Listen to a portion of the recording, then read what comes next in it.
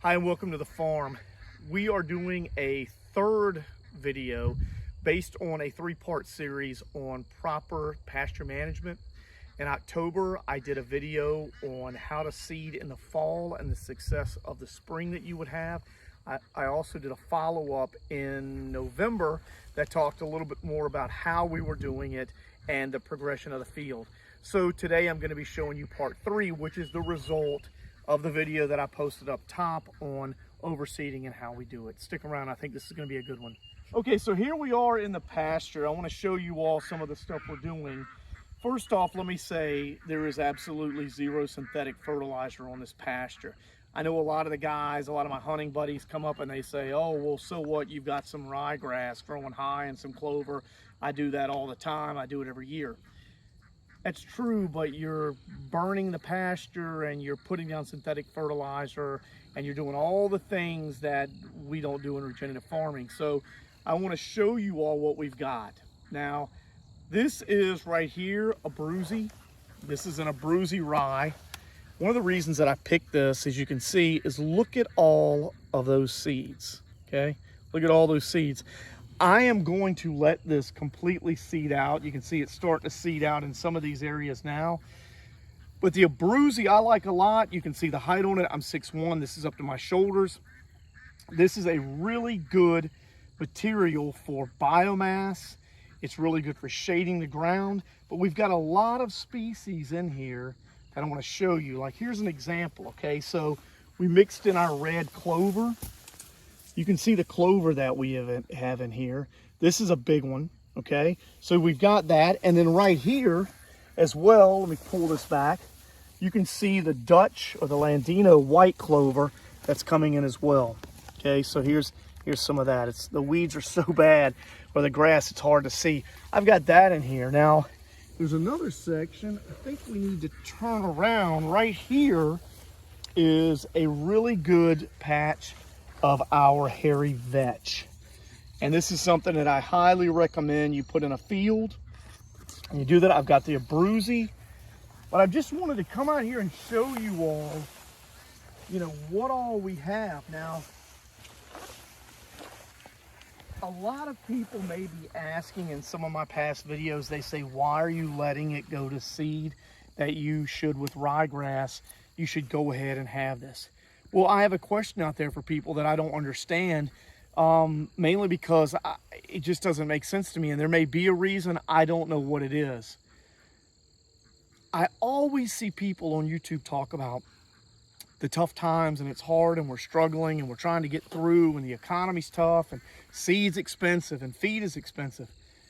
Well, out here on the farm, I've been doing this for a couple of years, and, if I came in here right now, or right when this got ready to set seed, if I came in here and I cut it all down, or I put my sheep in it too early, and I allowed for them to graze this, all I'm gonna have to do in the fall is buy more seed. And I say that in a non-joking manner because I don't understand the mindset of I'm gonna grow this up, I'm going to graze it, or I'm gonna cut it, I'm gonna kill it, I'm gonna spray it, and then I'm gonna turn right around in the fall and complain about the price of the seed and then replant it again in the seed. All of this clover in here that we've got, like here's a piece right here. We're at April 24th. There's an example. I mean, you can see this is getting ready to go to seed, and this clover is everywhere in here. You can look up here and see all of this clover that we've got.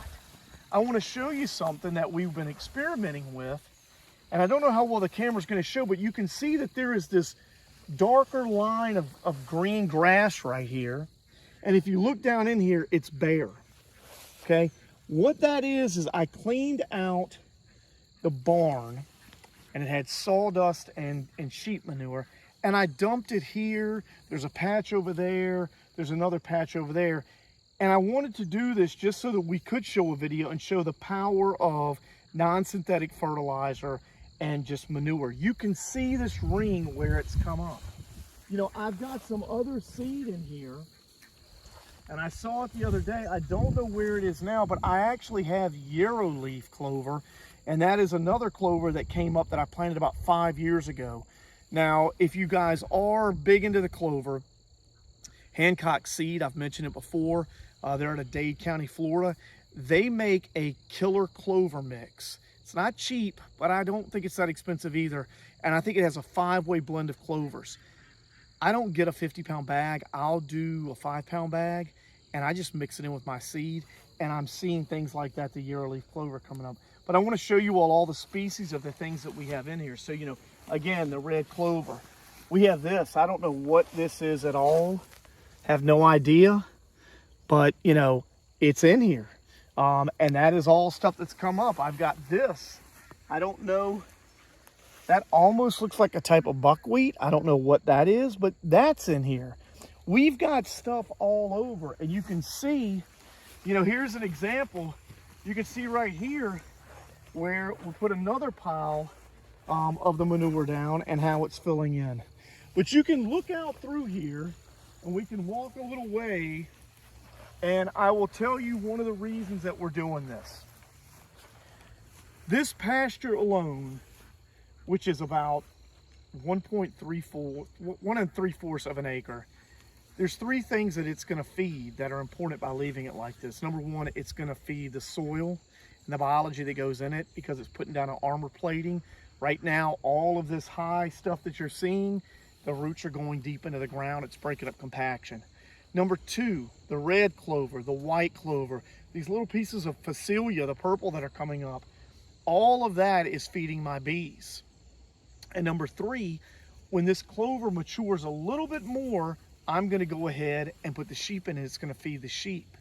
So where does that benefit? Okay, so there's your 3 things that it's feeding. Then you have to turn around and say, okay, well, how's that going to benefit long term? Good soil is going to produce this over again. The bees getting all of this clover and hitting it hard, I'm going to have strong hives to sell my honey at the market. And number 3, the sheep are going to be on completely organic, non-fertilizer other than just their own waste that they can come in here and graze. If you can hold off on this pasture is priceless to me. And if you can hold off and put a round bale or feed your sheep 2 or 3 extra weeks, that's all you have to do to have this. But it's going to be a huge benefit long term for us to be able to do this. And what am I going to do? I'm going to graze this May 1st, okay?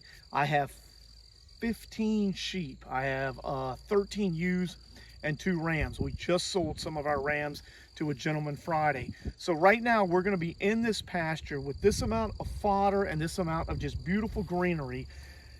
I'm looking at having the sheep in here for at least 3 weeks, and that's not even going to be grinding it down to the ground. Well, if I start that in May, by Memorial Day, and it's already knocked down, the seeds knocked down, their fecal matter's down, their urine's down, I'm going to come in here and I'm going to plant oats. I'm going to plant sorghum Sudan grass, and I'm going to do a cowpea.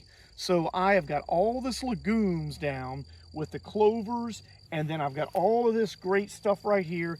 Nitrogen is going great into the ground. I will turn right around and replace the rye grass again with the sorghum Sudan grass, which is going to put down some sugar, and then the cowpeas, which is a whole nother legume within itself. Okay, I will put down probably 40 pounds per acre of the cowpeas and probably about the same of the brown midrib sorghum Sudan grass. I will have this completely covered the whole year. I'll graze the sheep for a good 2 or 3 times on the sorghum Sudan grass, and then Labor Day weekend I will come back in and I will do this recipe probably at half the rate because everything has gone to seed. I hope this has been a value to you. You can do this with sheep, goats, cows, but the main thing I wanted to show is if you can have one pasture that you can hold off on and not let them in it and let it just come to this, you will be set for the rest of the summer. Because irregardless if they come in and really start wearing this out, I can pull them to another pasture. But I'm giving my other 5 pastures a complete time to catch up and then do proper rotational grazing. If you have any questions, any comments, please leave them down below. I appreciate you watching. Give me a thumbs up. Thank you.